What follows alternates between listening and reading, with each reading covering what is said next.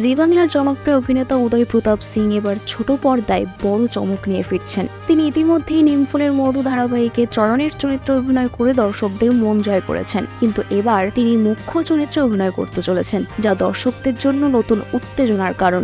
এর আগে মিঠাই ধারাবাহিকে রাতুল চরিত্রে তার অভিনয় দারুণ জনপ্রিয়তা পেয়েছিল, তবে নিমফুলের মধুতে তার চরিত্র অতটা গুরুত্ব না পাওয়ায় কিছুটা আক্ষেপ ছিল অভিনেতার। কিন্তু এবার সেই আক্ষেপ মিটিয়ে তিনি একটি নতুন ধারাবাহিকে মুখ্য চরিত্রে আসতে চলেছেন, যদিও চ্যানেল কর্তৃপক্ষ বা উদয় প্রতাপ সিং নিজে এখনো অফিসিয়ালি কিছু ঘোষণা করেননি। সূত্রের খবর অনুযায়ী শীঘ্রই শুরু হবে নতুন ধারাবাহিকের শুটিং। প্রসঙ্গত, নিমফুলের মধুতে উদয় অভিনীত চয়ন চরিত্রটি ইতিমধ্যেই জার্নি শেষ হয়েছে। চয়নের কর্মসূত্রে দিল্লিতে পোস্টিং হওয়ায় ধারাবাহিকে আর দেখা যাবে না তাকে। দর্শকেরা আশা করেছিলেন কোন গোপনে মন ভেসেছে ধারাবাহিকে কিঞ্জলের চরিত্রে আবারও ফিরবেন উদয়, কিন্তু সেটা না হওয়ায় নতুন ধারাবাহিকে তার নায়কোচিত প্রত্যাবর্তন ঘিরে এখন আগ্রহের পারদ চড়ছে।